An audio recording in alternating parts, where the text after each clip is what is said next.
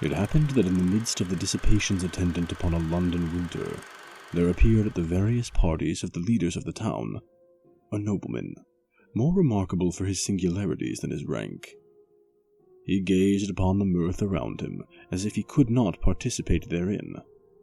Apparently, the light laughter of the fair only attracted his attention, that he might by a look quell it, and throw fear into those breasts where thoughtlessness reigned. Those who felt this sensation of awe could not explain whence it arose. Some attributed it to the dead grey eye, which, fixing upon the object's face, did not seem to penetrate, and at one glance to pierce through to the inward workings of the heart, but fell upon the cheek with a leaden ray that weighed upon the skin it could not pass. His peculiarities caused him to be invited to every house. All wished to see him, and those who had been accustomed to violent excitement, and now felt the weight of ennui, were pleased at having something in their presence capable of engaging their attention. In spite of the deadly hue of his face, which never gained a warmer tint either from the blush of modesty or from the strong emotion of passion, though its form and outline were beautiful, many of the female hunters after notoriety attempted to win his attentions and gain at least some marks of what they might term affection. Lady Mercer, who had been the mockery of every monster shown in drawing-rooms since her marriage, threw herself in his way, and did all but put on the dress of a mountebank to attract his notice, though in vain. When she stood before him, though his eyes were apparently fixed upon hers, still it seemed as if they were unperceived. Even her unappalled impudence was baffled, and she left the field. But though the common adulteress could not influence even the guidance of his eyes, it was not that the female sex was indifferent to him. Yet such was the apparent caution with which he spoke to the virtuous wife and innocent daughter, that few knew he ever addressed himself to females. He had, however, the reputation of a winning tongue, and whether it was that it even overcame the dread of his singular character, or that they were moved by his apparent hatred of vice, he was as often among those females who form the boast of their sex from their domestic virtues, as among those who sully it by their vices. About the same time, there came to London a young gentleman of the name of Aubrey. He was an orphan left with an only sister in the possession of great wealth by parents who died while he was yet in childhood. Left also to himself by guardians who thought it their duty merely to take care of his fortune, while they relinquished the more important charge of his mind to the care of mercenary subalterns, he cultivated more his imagination than his judgment. He had hence that high romantic feeling of honor and candor, which daily ruins so many milliners' apprentices. He believed all to sympathize with virtue, and thought that vice was thrown in by Providence merely for the picturesque effect of the scene, as we see in romances. He thought that the misery of a cottage merely consisted in the vesting of clothes, which were as warm, but which were better adapted to the painter's eye by their irregular folds and various colored patches. He thought, in fine, that the dreams of poets were the realities of life. He was handsome, frank, and rich. For these reasons, upon his entering into the gay circles, many mothers surrounded him, striving which should describe with the least truth their languishing or romping favorites. The daughters, at the same time, by their brightening countenances when he approached, and by their sparkling eyes when he opened his lips, soon led him into false notions of his talents and his merit.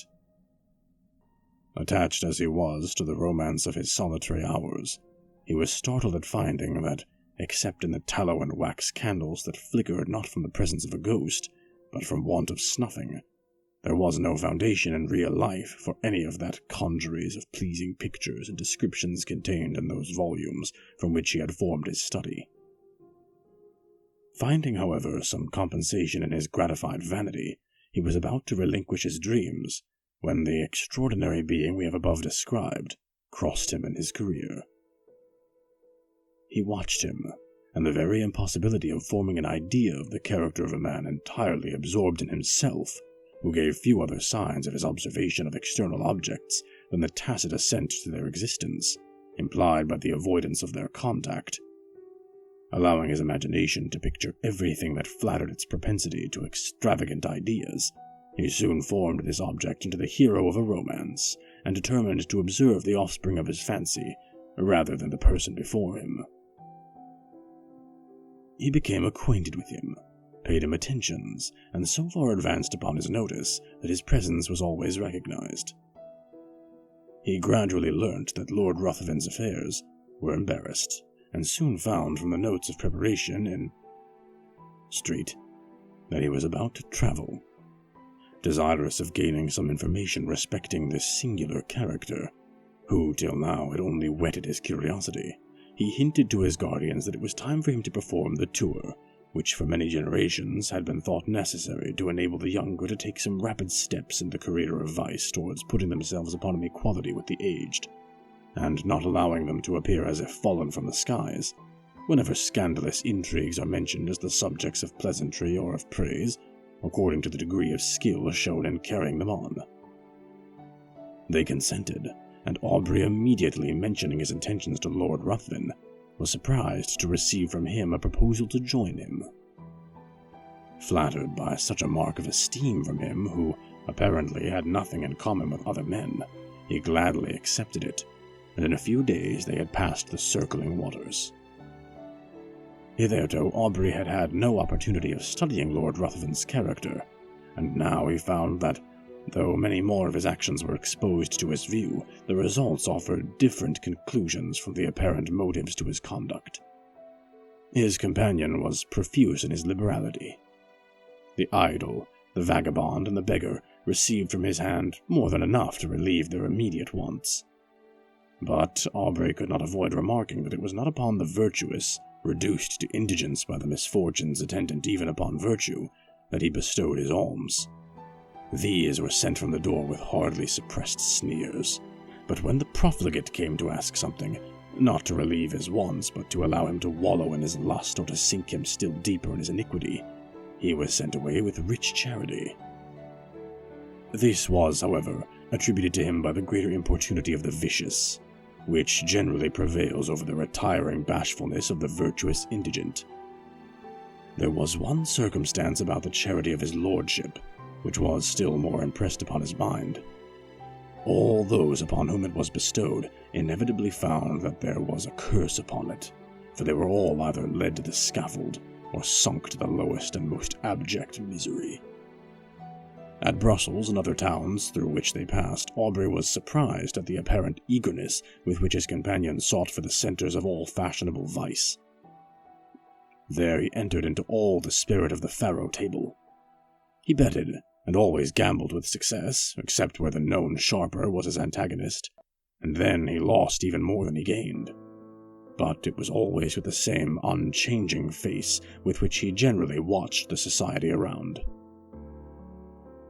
It was not, however, so when he encountered the rash, youthful novice, or the luckless father of a numerous family. Then his very wish seemed fortune's law.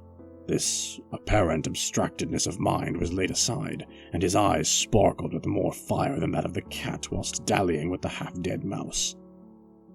In every town he left the formerly affluent youth, torn from the circle he adorned, cursing in the solitude of a dungeon the fate that had drawn him within the reach of this fiend. Whilst many a father sat frantic amidst the speaking looks of mute, hungry children without a single farthing of his late immense wealth, wherewith to buy even sufficient to satisfy their present craving. Yet he took no money from the gambling table, but immediately lost, to the ruiner of many, the last guilder he had just snatched from the convulsive grasp of the innocent. This might but be the result of a certain degree of knowledge, which was not, however, capable of combating the cunning of the more experienced. Aubrey often wished to represent this to his friend, and beg him to resign that charity and pleasure which proved the ruin of all, and did not tend to his own profit. But he delayed it, for each day he hoped his friend would give him some opportunity of speaking frankly and openly to him. However, this never occurred. Lord Ruthven in his carriage and amidst the various wild and rich scenes of nature was always the same. His eyes spoke less than his lip, and though Aubrey was near the object of his curiosity, he obtained no greater gratification from it than the constant excitement of vainly wishing to break that mystery, which, to his exalted imagination, began to assume the appearance of something supernatural. They soon arrived at Rome, and Aubrey for a time lost sight of his companion. He left him in daily attendance upon the mourning circle of an Italian countess, whilst he went in search of the memorials of another almost deserted city. Whilst he was thus engaged, letters arrived from England, which he opened with eager impatience. The first was from his sister, breathing nothing but affection. The others were from his guardians. The latter astonished him. If it had before entered into his imagination that there was an evil power resident in his companion, these seemed to give him sufficient reason for the belief. His guardians insisted upon his immediately leaving his friend, and urged that his character was dreadfully vicious, for that the possession of irresistible powers of seduction rendered his licentious habits more dangerous to society. It had been discovered that his contempt for the adulteress had not originated in hatred of her character, but that he had required to enhance his gratification that his victim, the partner of his guilt, should be hurled from the pinnacle of unsullied virtue down to the lowest abyss of infamy and degradation. In fine, that all those females whom he had sought, apparently on account of their virtue, had, since his departure, thrown even the mask aside and had not scrupled to expose the whole deformity of their vices to the public gaze. Aubrey determined upon leaving one, whose character had not yet shown a single bright point on which to rest the eye. He resolved to invent some plausible pretext for abandoning him altogether, purposing, in the meanwhile, to watch him more closely, and to let no slight circumstances pass by unnoticed. He entered into the same circle, and soon perceived that his lordship was endeavoring to work upon the inexperience of the daughter of the lady whose house he chiefly frequented. In Italy, it is seldom that an unmarried woman is met with in society. He was therefore obliged to carry on his plans in secret, but Aubrey's eye followed him in all his windings, and soon discovered that an assignation had been appointed, which would most likely end in the ruin of an innocent, though thoughtless girl. Losing no time, he entered the apartment of Lord Ruthven, and abruptly asked him his intentions with respect to the lady, informing him at the same time that he was aware of his being about to meet her that very night. Lord Ruthven answered that his intentions were such as he supposed all would have upon such an occasion, and upon being pressed whether he intended to marry her, merely laughed. Aubrey retired, and immediately writing a note to say that from the moment he must decline accompanying his lordship in the remainder of their proposed tour, he ordered his servant to seek other apartments, and calling upon the mother of the lady, informed her of all he knew, not only with regard to her daughter, but also concerning the character of his lordship. The assignation was prevented. Lord Ruthven next day merely sent his servant to notify his complete assent to a separation, but did not hint any suspicion of his plans having been foiled by Aubrey's interposition. Having left Rome, Aubrey directed his steps toward Greece, and crossing the peninsula soon found himself at Athens. He then fixed his residence in the house of a Greek, and soon occupied himself in tracing the faded records of ancient glory upon monuments that, apparently ashamed of chronicling the deeds of freemen only before slaves, had hidden themselves beneath the sheltering soil or many-colored lichen. Under the same roof as himself existed a being so beautiful and delicate that she might have formed the model for a painter wishing to portray on canvas the promised hope of the faithful in Mahomet's paradise, save that her eyes spoke too much mind for anyone to think she could belong to those who had no souls. As she danced upon the plain or tripped along the mountain side, one would have thought the gazelle a poor type of her beauties, for who would have exchanged her eye, apparently the eye of animated nature, for that sleepy, luxurious look of the animal suited but to the taste of an epicure? The light step of Ianthe often accompanied Aubrey in his search after antiquities, and often would the unconscious girl, engaged in the pursuit of a cashmere butterfly, show the whole beauty of her form, floating as it were upon the wind, to the eager gaze of him who forgot the letters he had just deciphered upon an almost effaced tablet, in the contemplation of her sylph-like figure. Often would her tresses, falling as she flitted around, exhibit in the sun's rays such delicately brilliant and swiftly fading hues. It might well excuse the forgetfulness of the antiquary, who let escape from his mind the very object he had before thought of vital importance to the proper interpretation of a passage in Pausanias. But why attempt to describe charms which all feel but none can appreciate? It was innocence, youth and beauty, unaffected by crowded drawing rooms and stifling balls. Whilst he drew those remains of which he wished to preserve a memorial for his future hours, she would stand by and watch the magic effects of his pencil in tracing the scenes of her native place. She would then describe to him the circling dance upon the open plain, would paint to him in all the glowing colors of youthful memory the marriage pomp she remembered viewing in her infancy, and then, turning to subjects that had evidently made a greater impression upon her mind, would tell him all the supernatural tales of her nurse. Her earnestness and apparent belief of what she narrated excited the interest even of Aubrey, and often as she told him the tale of the living vampire who had passed years amidst his friends and dearest ties, forced every year by feeding upon the life of a lovely maiden to prolong his existence for the ensuing months, his blood would run cold whilst he attempted to laugh her out of such idle and horrible fantasies. But Ianthe cited to him the names of old men who had at last detected one living amongst themselves, after several of their near relatives and children had been found marked with the stamp of the fiend's appetite. And when she found him so incredulous, she begged of him to believe her, for it had been remarked that those who had dared to question their existence always had some proof given, which obliged them with grief and heartbreak to confess it was true. She detailed to him the traditional appearance of these monsters, and his horror was increased by hearing a pretty accurate description of Lord Ruthven. He, however, still persisted in persuading her that there could be no truth in her fears, though at the same time he wondered at the many coincidences which had all but tended to excite a belief in the supernatural power of Lord Ruthven. Aubrey began to attach himself more and more to Ianthe. Her innocence, so contrasted with all the affected virtues of the women among whom he had sought for his vision of romance, won his heart, and while he ridiculed the idea of a young man of English habits marrying an uneducated Greek girl, still he found himself more and more attached to the almost fairy form before him. He would tear himself at times from her, and, forming a plan for some antiquarian research, he would depart, determined not to return until his object was attained. But he always found it impossible to fix his attention upon the ruins around him, whilst in his mind he retained an image that seemed alone the rightful possessor of his thoughts.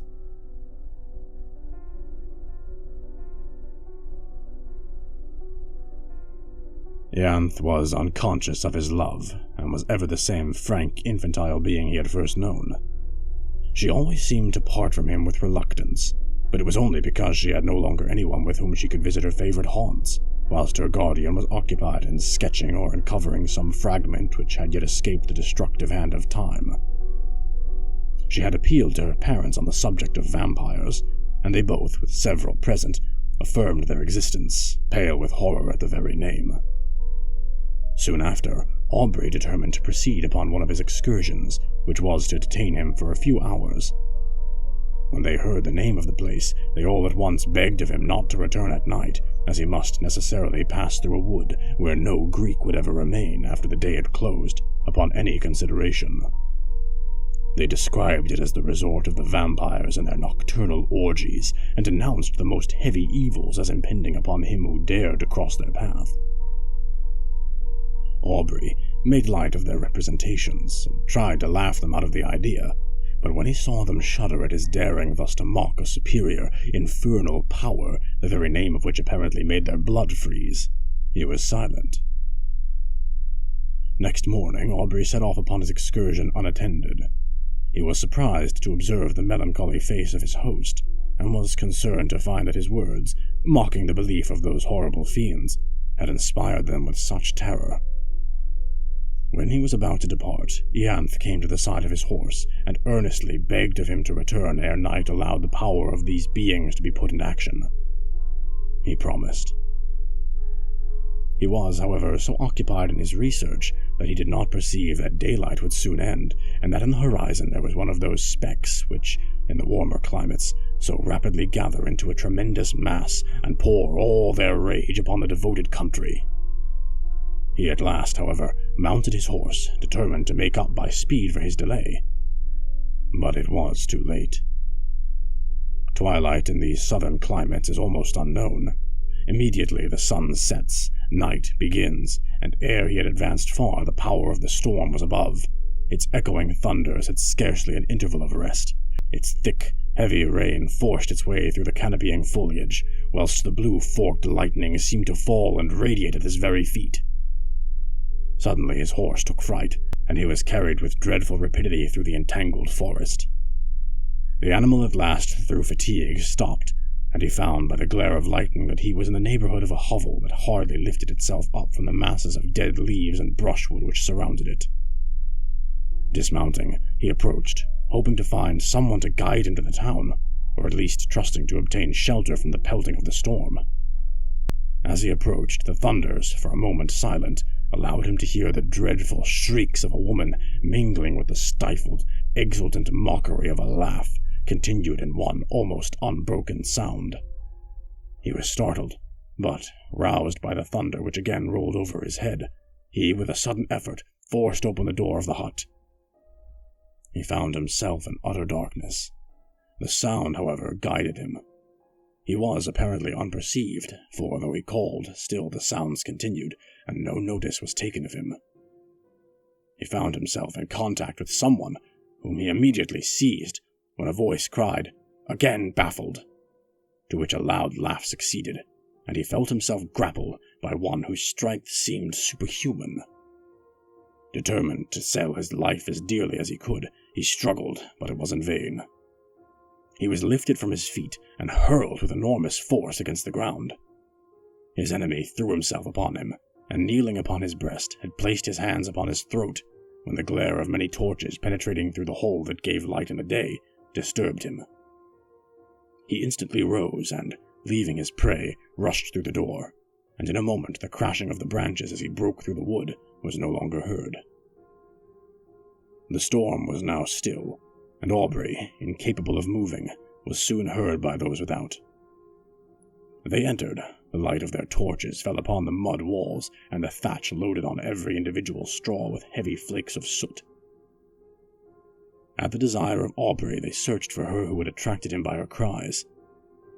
He was again left in darkness, but what was his horror when the light of the torches once more burst upon him to perceive the airy form of his fair conductress brought in a lifeless corse. He shut his eyes, hoping that it was but a vision arising from his disturbed imagination, but he again saw the same form, when he unclosed them, stretched by his side. There was no color upon her cheek, not even upon her lip, yet there was a stillness about her face that seemed almost as attaching as the life that once dwelt there. Upon her neck and breast was blood, and upon her throat were the marks of teeth having opened the vein. To this the men cried, pointed, simultaneously shrieking, struck with horror, "A vampire! A vampire!" A litter was quickly formed, and Aubrey was laid by the side of her who had lately been to him the object of so many bright and fairy visions, now fallen with the flower of life that had died within her. He knew not what his thoughts were. His mind was benumbed, and seemed to shun reflection, and take refuge in vacancy. He held, almost unconsciously in his hand, a naked dagger of a particular construction, which had been found in the hut. They were soon met by different parties who had been engaged in the search of her whom a mother had missed. Their lamentable cries as they approached the city forewarned the parents of some dreadful catastrophe. To describe their grief would be impossible, but when they ascertained the cause of their child's death, they looked at Aubrey and pointed to the corse. They were inconsolable. Both died heartbroken. Aubrey, being put to bed, was seized with a most violent fever and was often delirious. In these intervals he would call upon Lord Ruthven, and upon Ianthe, by some unaccountable combination. He seemed to beg of his former companion to spare the being he loved. At other times he would imprecate maledictions upon his head and curse him as her destroyer. Lord Ruthven chanced at this time to arrive at Athens, and from whatever motive, upon hearing of the state of Aubrey, immediately placed himself in the same house and became his constant attendant. When the latter recovered from his delirium, he was horrified and startled at the sight of him whose image he had now combined with that of a vampire. But Lord Ruthven, by his kind words implying almost repentance for the fault that had caused their separation, and still more by the attention, anxiety, and care which he showed, soon reconciled him to his presence. His lordship seemed quite changed. He no longer appeared that apathetic being who had so astonished Aubrey. But as soon as his convalescence began to be rapid, he again gradually retired into the same state of mind, and Aubrey perceived no difference from the former man, except that at times he was surprised to meet his gaze fixed intently upon him, with a smile of malicious exultation playing upon his lips. He knew not why, but this smile haunted him. During the last stage of the invalid's recovery, Lord Ruthven was apparently engaged in watching the tideless waves raised by the cooling breeze, or in marking the progress of those orbs circling like our world the moveless sun. Indeed, he appeared to wish to avoid the eyes of all. Aubrey's mind by this shock was much weakened, and that elasticity of spirit which had once so distinguished him now seemed to have fled forever. He was now as much a lover of solitude and silence as Lord Ruthven. But, much as he wished for solitude, his mind could not find it in the neighborhoods of Athens. If he sought it amidst the ruins he had formerly frequented, Ianthe's form stood by his side. If he sought it in the woods, her light step would appear wandering amidst the underwood, in quest of the modest violet. Then, suddenly turning round, would show to his wild imagination her pale face and wounded throat, with a meek smile upon her lips. He determined to fly scenes, every feature of which created such bitter associations in his mind. He proposed to Lord Ruthven, to whom he held himself bound by tender care he had taken of him during his illness, that they should visit those parts of Greece neither had yet seen. They travelled in every direction, and sought every spot to which a recollection could be attached. But though they had thus hastened from place to place, yet they seemed not to heed what they gazed upon. They heard much of robbers, but they gradually began to slight these reports, which they imagined were only the invention of individuals whose interest it was to excite the generosity of those whom they defended from pretended dangers. In consequence of thus neglecting the advice of the inhabitants, on one occasion they travelled with only a few guards, more to serve as guides than as a defense. Upon entering, however, a narrow defile at the bottom of which was the bed of a torrent, with large masses of rock brought down from the neighboring precipices, they had reason to repent their negligence, for scarcely were the whole of the party engaged in the narrow pass when they were startled by the whistling of bullets close to their heads, and the echoed report of several guns. In an instant their guards had left them, and, placing themselves behind rocks, had begun to fire in the direction whence the report came. Lord Ruthven and Aubrey, imitating their example, retired for a moment behind the sheltering turn of the defile. But ashamed of being thus detained by a foe, who with insulting shouts bade them advance, and being exposed to unresisting slaughter if any of the robbers should climb above and take them in the rear, they determined at once to rush forward in search of the enemy. Hardly had they lost the shelter of the rock when Lord Ruthven received a shot in the shoulder, which brought him to the ground. Aubrey hastened to his assistance, and, no longer heeding the contest or his own peril, was soon surprised by seeing the robbers' faces around him. His guards, having, upon Lord Ruthven's being wounded, immediately thrown up their arms and surrendered. By promises of great reward, Aubrey soon induced them to convey his wounded friend to a neighboring cabin, and having agreed upon a ransom, he was no more disturbed by their presence, they being content merely to guard the entrance till their comrade should return with the promised sum, for which he had an order. Lord Ruthven's strength rapidly decreased. In 2 days mortification ensued, and death seemed advancing with hasty steps. His conduct and appearance had not changed. He seemed as unconscious of pain as he had been of the objects around him, but towards the close of the last evening his mind became apparently uneasy, and his eye often fixed upon Aubrey, who was induced to offer his assistance with more than usual earnestness. "Assist me. You may save me. You may do more than I. I mean not my life. I heed the death of my existence as little as that of the passing day, but you may save my honor. Your friend's honor." "How? Tell me how. I would do anything," replied Aubrey. "I need but little. My life ebbs apace. I cannot explain the whole, but if you would conceal all you know of me, my honor were free from stain in the world's mouth, and if my death were unknown for some time in England, but life... It shall not be known." "Swear!" cried the dying man, raising himself with exultant violence. "Swear by all your soul reveres, by all your nature fears. Swear that for a year and a day you will not impart your knowledge of my crimes or death to any living being in any way, whatever may happen, or whatever you may see." His eyes seemed bursting from their sockets. "I swear," said Aubrey. He sunk, laughing, upon his pillow, and breathed no more. Aubrey retired to rest, but did not sleep. The many circumstances attending his acquaintance with this man rose upon his mind, and he knew not why, when he remembered his oath, a cold shivering came over him, as if from the presentiment of something horrible awaiting him. Rising early in the morning, he was about to enter the hovel in which he had left the corpse, when a robber met him, and informed him that it was no longer there, having been conveyed by himself and his comrades, upon his retiring, to the pinnacle of a neighbouring mount, according to a promise they had given his lordship, that it should be exposed to the first cold ray of the moon that rose after his death. Aubrey, astonished, and taking several of the men, determined to go and bury it upon the spot where it lay. But when he had mounted to the summit, he found no trace of either the corpse or the clothes, though the robbers swore they had pointed out the identical rock on which they had laid the body. For a time his mind was bewildered in conjectures, but he at last returned, convinced that they had buried the corpse for the sake of the clothes. Weary of a country in which he had met with such terrible misfortunes, and in which all apparently conspired to heighten that superstitious melancholy that had seized upon his mind, he resolved to leave it, and soon arrived at Smyrna. While waiting for a vessel to convey him to Otranto or to Naples, he occupied himself in arranging those effects he had with him belonging to Lord Ruthven.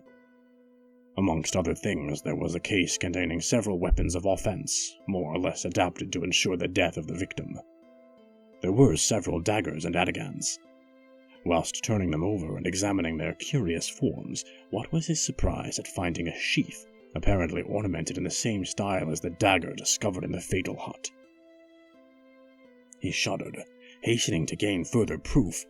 He found the weapon, and his horror may be imagined when he discovered that it fitted, though peculiarly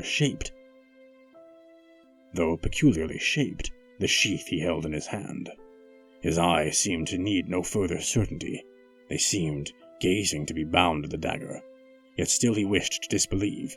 But the particular form, the same varying tints upon the haft and sheath, were alike in splendor on both, and left no room for doubt. There were also drops of blood on each. He left Smyrna, and on his way home at Rome, his first inquiries were concerning the lady he had attempted to snatch from Lord Ruthven's seductive arts. Her parents were in distress, their fortune ruined, and she had not been heard of since the departure of his lordship. Aubrey's mind became almost broken under so many repeated horrors. He was afraid that this lady had fallen a victim to the destroyer of Ianthe. He became morose and silent, and his only occupation consisted in urging the speed of the postilions, as if he were going to save the life of someone he held dear. He arrived at Calais. A breeze, which seemed obedient to his will, soon wafted him to the English shores, and he hastened to the mansion of his fathers, and there for a moment appeared to lose in the embraces and caresses of his sister all memory of the past. If she before by her infantine caresses had gained his affection, now that the woman begun to appear, she was still more attaching as a companion. Miss Aubrey had not that winning grace which gains the gaze and applause of the drawing-room assemblies. There was none of that light brilliancy which only exists in the heated atmosphere of a crowded apartment. Her blue eye was never lit up by the levity of the mind beneath. There was a melancholy charm about it which did not seem to arise from misfortune, but from some feeling within that appeared to indicate a soul conscious of a brighter realm. Her step was not that light footing which strays wherever a butterfly or color may attract. It was sedate and pensive. When alone, her face was never brightened by the smile of joy, but when her brother breathed to her his affection, and would in her presence forget those griefs she knew destroyed his rest, who would have exchanged her smile for that of voluptuary? It seemed as if those eyes, that face, were then playing in the light of their own native sphere. She was yet only 18, and had not been presented to the world, it having been thought by her guardians more fit that her presentation should be delayed until her brother's return from the continent, when he might be her protector. It was now therefore resolved that the next drawing room, which was fast approaching, should be the epoch of her entry into the busy scene. Aubrey would rather have remained in the mansion of his fathers, and fed upon the melancholy which overpowered him. He could not feel interest about the frivolities of fashionable strangers when his mind had been so torn by the events which he had witnessed, but he determined to sacrifice his own comfort to the protection of his sister. They soon arrived in town, and prepared for the next day, which had been announced as a drawing room. The crowd was excessive. A drawing room had not been held for a long time, and all who were anxious to bask in the smile of royalty hastened thither. Aubrey was there with his sister. While he was standing in a corner by himself, heedless of all around him, engaged in the remembrance that the first time he had seen Lord Ruthven was in that very place, he felt himself suddenly seized by the arm, and a voice he recognized too well sounded in his ear. "Remember your oath." He had hardly courage to turn, fearful of seeing a spectre that would blast him, when he perceived at a little distance the same figure which had attracted his notice on this spot upon his first entry into society. He gazed, till his limbs almost refusing to bear their weight, he was obliged to take the arm of a friend, and forcing a passage through the crowd, he threw himself into his carriage and was driven home. He paced the room with hurried steps, and fixed his hands upon his head as if he were afraid his thoughts were bursting from his brain. Lord Ruthven again before him. Circumstances started up in dreadful array. The dagger, his oath. He roused himself. He could not believe it possible. The dead rise again. He thought his imagination had conjured up the image his mind was resting upon. It was impossible that it could be real. He determined, therefore, to go again into society, for though he attempted to ask concerning Lord Ruthven, the name hung upon his lips, and he could not succeed in gaining information. He went a few nights after with his sister to the assembly of a near relation. Leaving her under the protection of a matron, he retired into a recess, and there gave himself up to his own devouring thoughts. Perceiving at last that many were leaving, he roused himself, and entering another room, found his sister surrounded by several, apparently in earnest conversation. He attempted to pass and get near her when one, whom he requested to move, turned round and revealed to him those features he most abhorred. He sprang forward, seized his sister's arm, and with hurried step forced her towards the street. At the door he found himself impeded by the crowd of servants who were waiting for their lords, and while he was engaged in passing them, he again heard that voice whisper close to him, "Remember your oath." He did not dare to turn, but hurrying his sister, soon reached home. Aubrey became almost distracted. If before his mind had been absorbed by one subject, how much more completely was it engrossed now that the certainty of the monster's living again pressed upon his thoughts. His sister's attentions were now unheeded, and it was in vain that she entreated him to explain to her what had caused his abrupt conduct. He only uttered a few words, and those terrified her. The more he thought, the more he was bewildered. His oath startled him. Was he then to allow this monster to roam, bearing ruin upon his breath amidst all he held dear, and not avert its progress? His very sister might have been touched by him. But even if he were to break his oath and disclose his suspicions, who would believe him? He thought of employing his own hand to free the world from such a wretch. But death, he remembered, had already been mocked. For days he remained in this state. Shut up in his room, he saw no one, and ate only when his sister came, who, with eyes streaming with tears, besought him, for her sake to support nature. At last, no longer capable of bearing stillness and solitude, he left his house, roamed from street to street, anxious to fly that image which haunted him. His dress became neglected, and he wandered as often exposed to the noonday sun as to the midnight damps. He was no longer to be recognized. At first he returned with the evening to the house, but at last he laid him down to rest wherever fatigue overtook him. His sister, anxious for his safety, employed people to follow him, but they were soon distanced by him who fled from a pursuer swifter than any, from thought. His conduct, however, suddenly changed. Struck with the idea that he left by his absence the whole of his friends, with a fiend amongst them, of whose presence they were unconscious, he determined to enter again into society, and watch him closely, anxious to forewarn, in spite of his oath, all whom Lord Ruthven approached with intimacy. But when he entered into a room, his haggard and suspicious looks were so striking, his inward shuddering so visible, that his sister was at last obliged to beg of him to abstain from seeking, for her sake, a society which affected him so strongly. When, however, remonstrance proved unavailing, the guardians thought proper to interpose, and fearing that his mind was becoming alienated, they thought it high time to resume again that trust which had been before imposed upon them by Aubrey's parents.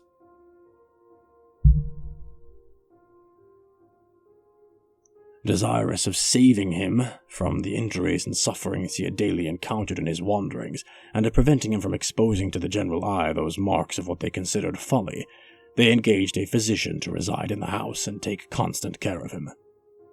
He hardly appeared to notice it, so completely was his mind absorbed by one terrible subject. His incoherence became at last so great that he was confined to his chamber. There he would often lie for days, incapable of being roused. He had become emaciated, his eyes had attained a glassy luster. The only sign of affection and recollection remaining displayed itself upon the entry of his sister. Then he would sometimes start, and, seizing her hands with looks that severely afflicted her, he would desire her not to touch him. Oh, do not touch him! If your love for me is aught, do not go near him! When, however, she inquired to whom he referred, his only answer was, "True, true," and again he sank into a state whence not even she could rouse him. This lasted many months. Gradually, however, as the year was passing, his incoherences became less frequent, and his mind threw off a portion of its gloom, whilst his guardians observed that several times in the day he would count upon his fingers a definite number, and then smile. The time had nearly elapsed, when upon the last day of the year one of his guardians, entering his room, began to converse with his physician upon the melancholy circumstance of Aubrey's being in so awful a situation, when his sister was the next day to be married. Instantly, Aubrey's attention was attracted. He asked anxiously to whom. Glad of this mark of returning intellect, of which they feared he had been deprived, they mentioned the name of the Earl of Marsden.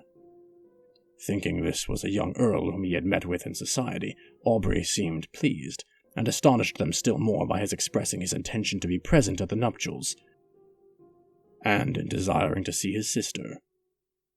They answered not, but in a few minutes his sister was with him. He was apparently again capable of being affected by the influence of her lovely smile, for he pressed her to his breast and kissed her cheek, wet with tears, flowing at the thought of her brothers being once more alive to the feelings of affection. He began to speak with all his wonted warmth, and to congratulate her upon her marriage with a person so distinguished for rank and every accomplishment, when he suddenly perceived a locket upon her breast. Opening it, what was his surprise at beholding the features of the monster who had so long influenced his life. He seized the portrait in a paroxysm of rage, and trampled it underfoot. Upon her asking him why he thus destroyed the resemblance of her future husband, he looked as if he did not understand her. Then, seizing her hands and gazing on her with a frantic expression of countenance, he bade her swear that she would never wed this monster, but he could not advance.